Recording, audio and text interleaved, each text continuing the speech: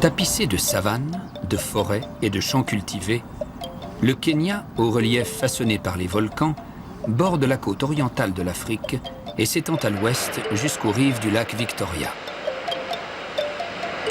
Le pays, traversé par l'équateur, bénéficie d'un climat chaud et humide.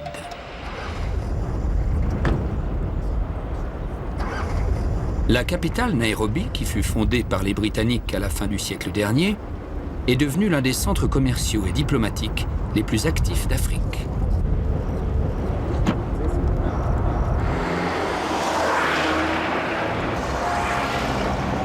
Devant le Parlement, au cœur de la cité, se dresse la statue du premier président du Kenya indépendant, Jomo Kenyatta.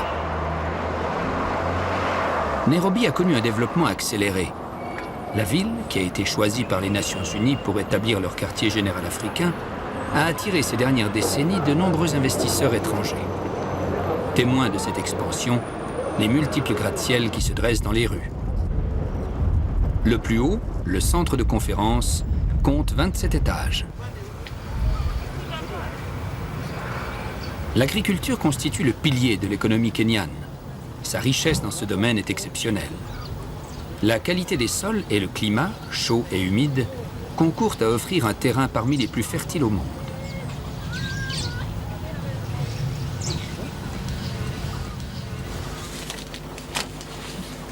Avec le café et le pyrètre, le thé représente la principale ressource du pays à l'exportation. Sa consommation étant faible, la grande majorité de la production de thé est donc vendue à l'étranger.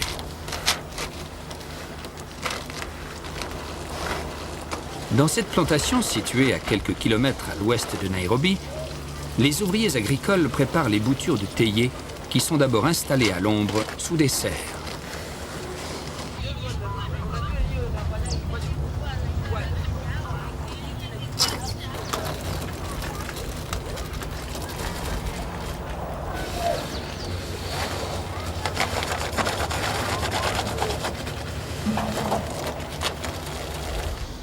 Les plants, cultivés par bouture, restent ainsi à l'abri des rayons du soleil pendant 12 à 18 mois.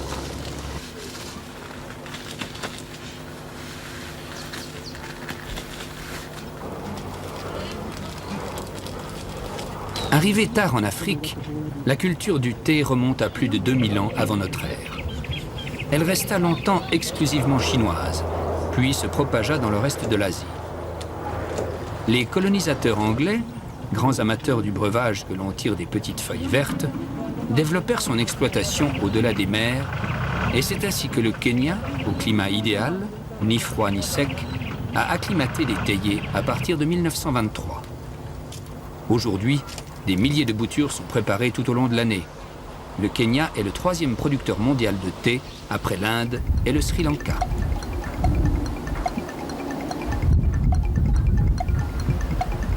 Lorsque les boutures ont poussé, elles sont rapidement mises en terre dans les champs.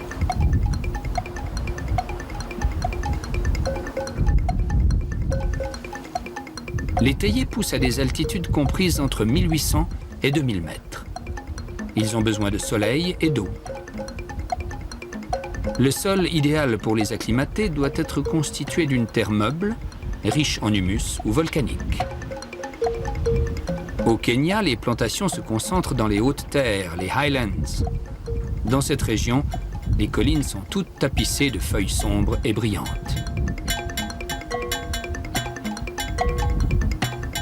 Pendant près d'un siècle, lors de la domination britannique, les champs de thé étaient regroupés en grandes exploitations. Elles appartenaient alors toutes aux colons.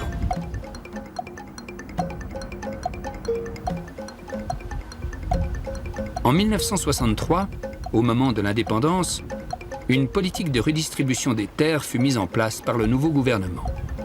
Un programme de rachat des terres par les Kenyans, financé par la Grande-Bretagne, permit aux paysans d'obtenir des parcelles cultivables. Mais contrairement aux fermes, les exploitations de thé ne furent pas démantelées. Leurs titres de propriété passèrent progressivement des mains des grandes sociétés étrangères aux mains des Kenyans. Depuis une trentaine d'années, des programmes d'encouragement à la culture du thé stimulent la production des petites propriétés.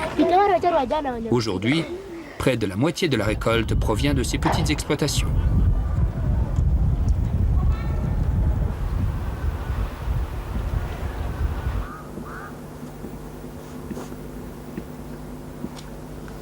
Le centre de la culture théière kenyane se situe autour de la ville de Kericho. Toutes les sociétés y ont leur champ et leur siège social.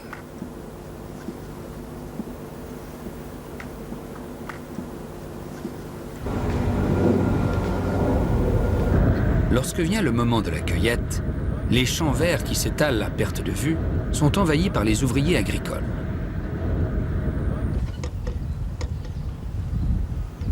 La récolte des feuilles se fait exclusivement à la main.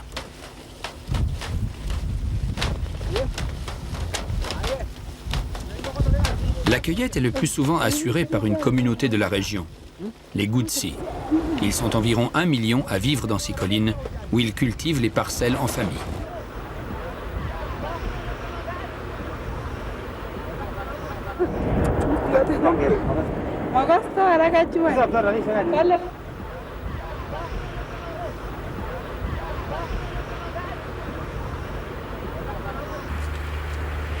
Dans la production du thé, la cueillette constitue l'opération la plus importante et la plus délicate. De sa réussite dépend la qualité du produit obtenu. Les feuilles sont cueillies pendant les périodes de pousse de la végétation, au printemps et en été. Le moment précis dépend de l'altitude des plantations.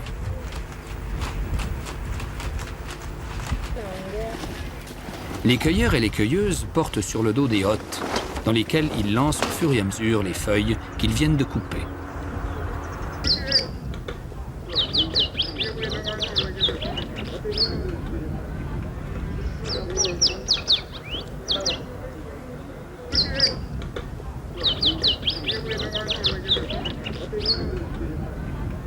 Les tiges de théier sont bonnes à cueillir lorsqu'elles se terminent par un bourgeon duveteux, appelé pekoe. La finesse de la cueillette dépend du niveau où l'on sectionne la tige. La plus raffinée consiste à cueillir le bourgeon et la première feuille, c'est-à-dire la plus récente. Lors de la cueillette fine, on sectionne le bourgeon et les 2 premières feuilles. Enfin, la cueillette la plus courante, dite cueillette grossière, consiste à couper le bourgeon et les 3 premières feuilles.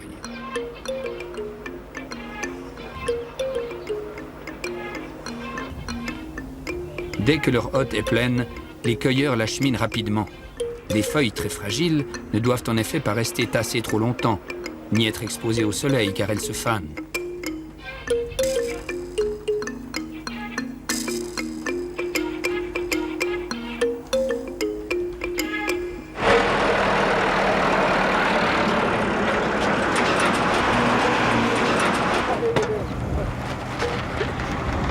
Sous l'œil attentif d'un contrôleur, les hottes remplies sont portées au bout des champs.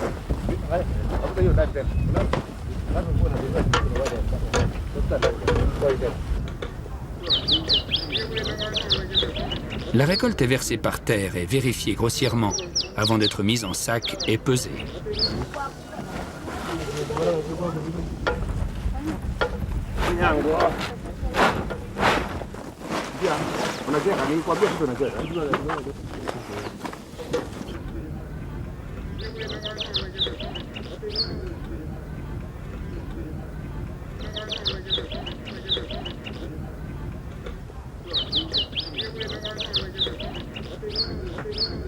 Une fois les ballots de thé pesés, ils sont chargés puis acheminés vers le centre de traitement.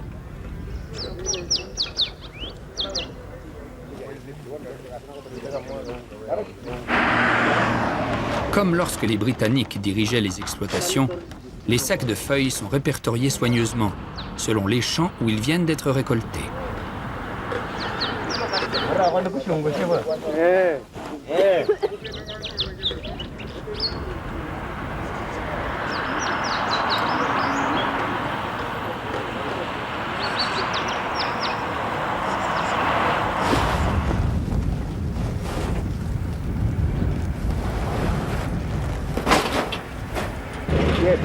La cueillette mobilise de très nombreuses mains. À elle seule, cette opération occupe une bonne moitié des ouvriers employés pour la culture et le traitement du thé.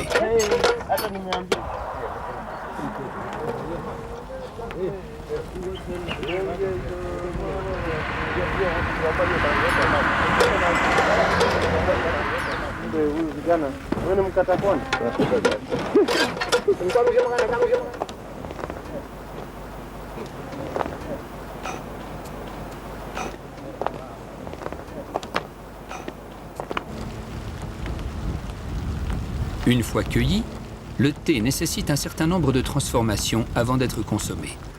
Le traitement des feuilles fraîches se déroule dans les usines qui bordent les champs.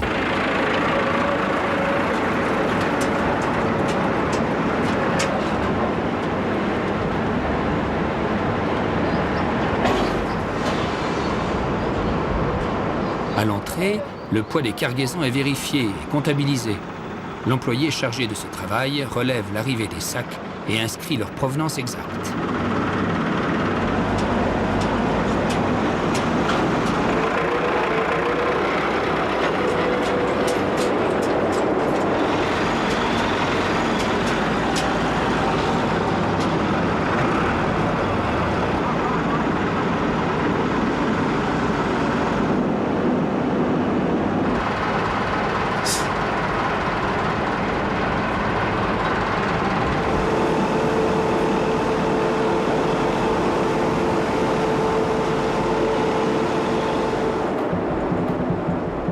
Des milliers de sacs transitent dans la journée au moment des récoltes.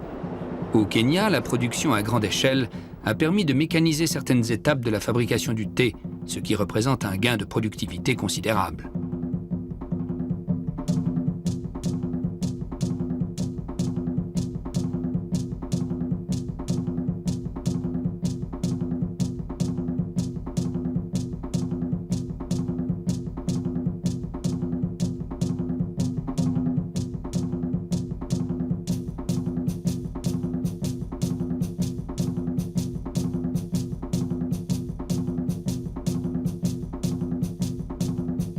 La première étape du processus de transformation du thé consiste à étaler des feuilles sur des tables de séchage.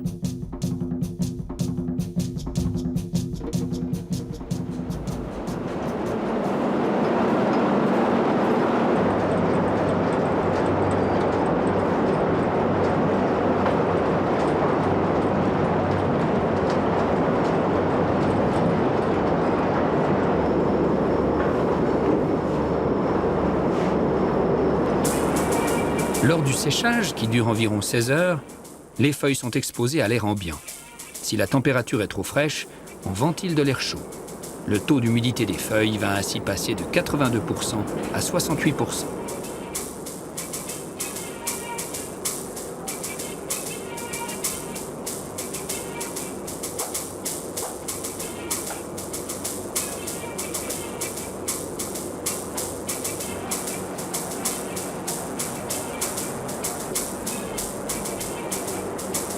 Dans cette usine, dont le rendement est important, les tables de séchage sont au nombre de 73.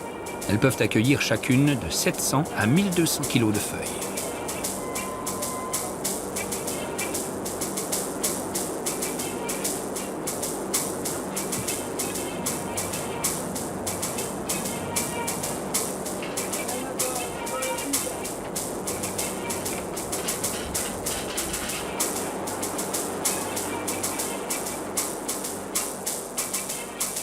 Une fois séchées, les feuilles de thé sont prêtes à être broyées. Un premier travail de découpage grossier est entrepris, appelé chopper.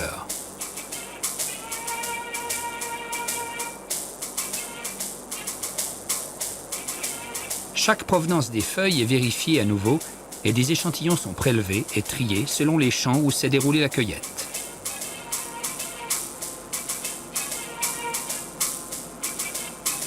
Puis vient le premier broyage, dit rotor vane. Ici, ce processus est totalement automatisé.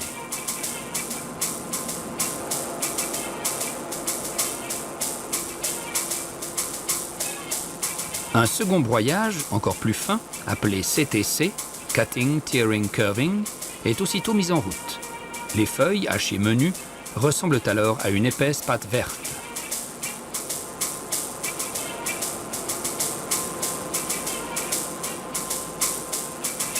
La pâte verte recueillie dans des bacs spéciaux va fermenter pendant environ 2 heures.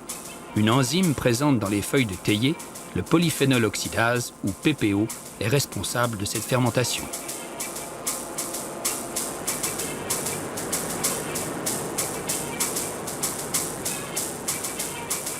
Le moment est alors venu de pratiquer un nouveau séchage, destiné à débarrasser la pâte de son taux d'humidité, qui atteint encore les 68%. Le thé est laissé pendant une vingtaine de minutes à une température de 270 degrés Fahrenheit, puis refroidi avant de sortir du four.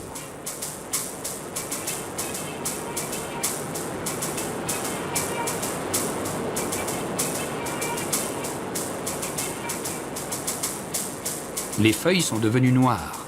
Elles doivent ensuite passer au triage.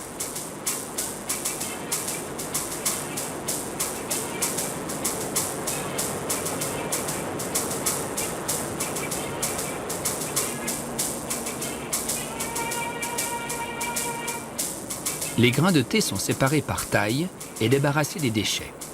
Ces derniers sont destinés à devenir des thés de moindre qualité.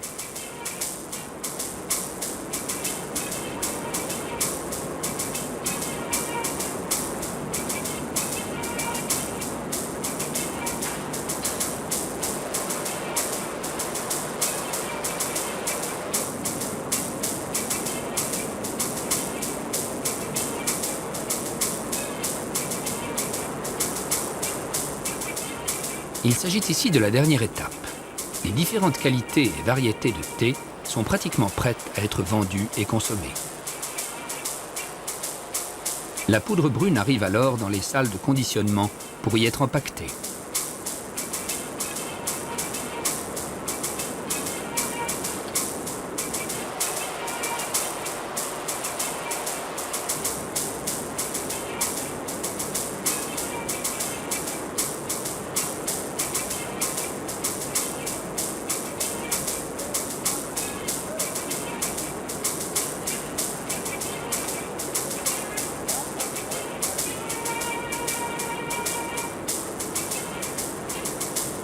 Cette compagnie kenyane d'exploitation et d'exportation de thé possède plusieurs usines comme celle-ci.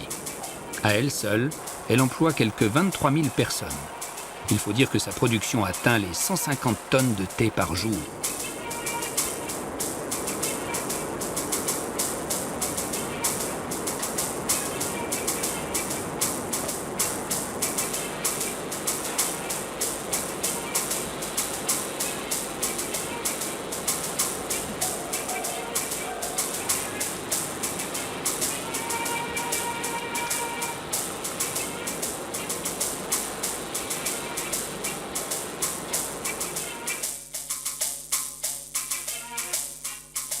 Le thé fait l'objet d'une surveillance et d'une recherche permanente.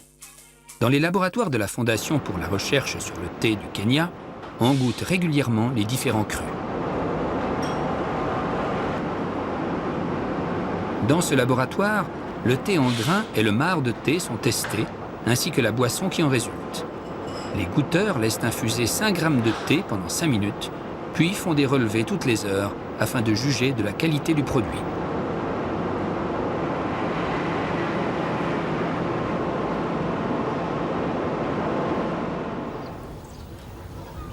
Si la région de Kériko est tout entière vouée au thé, elle est également très propice à l'horticulture. Sur le sol fertile des Hautes-Terres, de nombreuses variétés de fleurs sont cultivées et exportées, en particulier la fleur de pyrètre, cultivée à l'échelle industrielle et qui permet de fabriquer des insecticides naturels.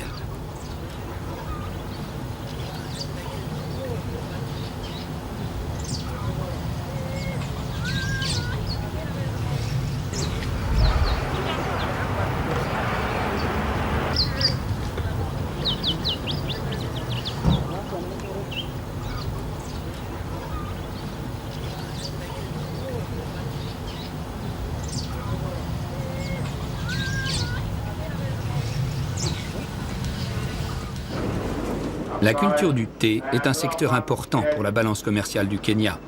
Elle représente l'une de ses plus grandes sources de bénéfices à l'exportation.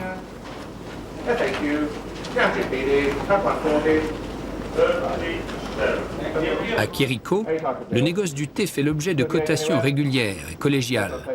Les prix se discutent en assemblée avant l'acheminement de la marchandise dans le monde entier.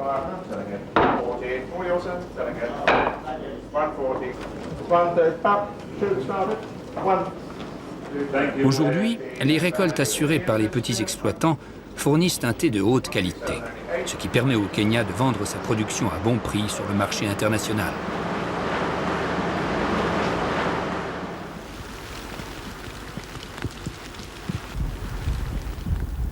Le thé produit au Kenya est noir ou brun. Le pays ne produit pas de thé vert qui, lui, n'est pas fermenté, mais seulement séché. Le thé noir est apprécié des connaisseurs qui le préfèrent au thé brun. Si les plus grands producteurs et consommateurs de thé au monde sont localisés en Asie, l'Europe arrive en tête des régions qui l'importent. Il se consomme chaque année plusieurs millions de tonnes de thé dans le monde. Bien entendu, c'est la Grande-Bretagne qui détient les records de consommation et des importations. C'est elle qui jadis, à la tête d'un empire qui s'étendait du continent asiatique au continent africain, développa sur les collines fertiles des Highlands kenyanes ses feuilles qui font son régal et recouvrent des centaines et des centaines d'hectares.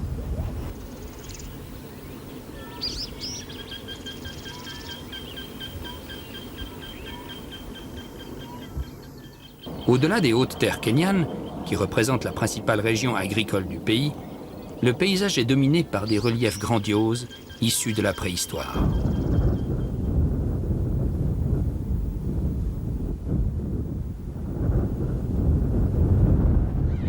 La végétation se fait plus rare, les hommes aussi, et les grandes plaines deviennent le domaine réservé des troupeaux.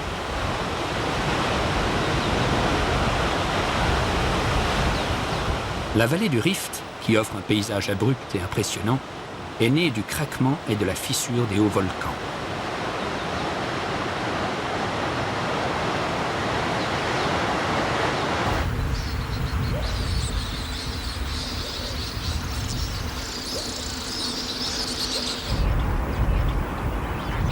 Le Kenya, plus que tout autre pays d'Afrique, représente un refuge sûr pour les animaux sauvages. Les oiseaux, les félins, les girafes ou les hippopotames vivent protégés dans les 48 réserves et parcs nationaux que compte le pays. Le visiteur peut venir les y observer de près dans la sérénité des savanes et des forêts.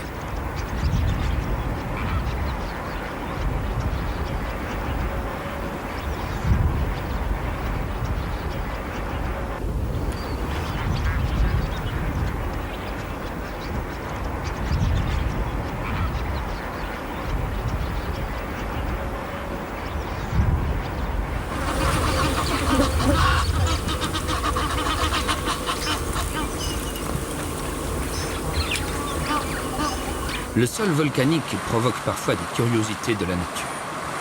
Ainsi, ces geysers d'eau chaude de la vallée du Rift surgissent des entrailles brûlantes de la Terre.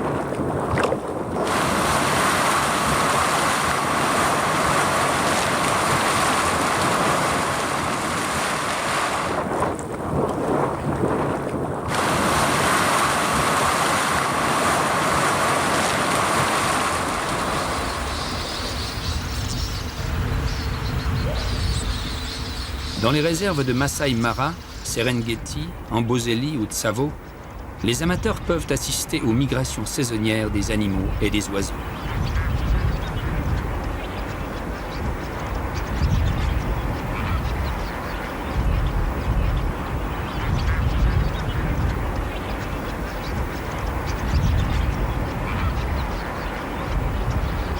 Loin des champs de thé habités de milliers d'ouvriers agricoles, la savane, silencieuse et déserte, descend en pente douce vers les lacs.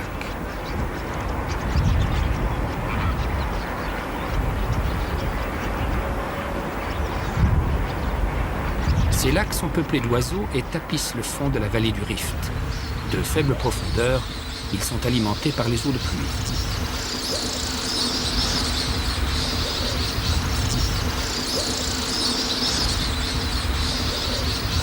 Issu de violents séismes, le paysage kényan donne l'impression profonde de se trouver confronté à l'histoire de l'humanité. Ici, pense-t-on, est apparu l'ancêtre de l'homme, l'Australopithèque. C'est dans cette nature sauvage et généreuse qu'il a sans doute fait ses premiers pas.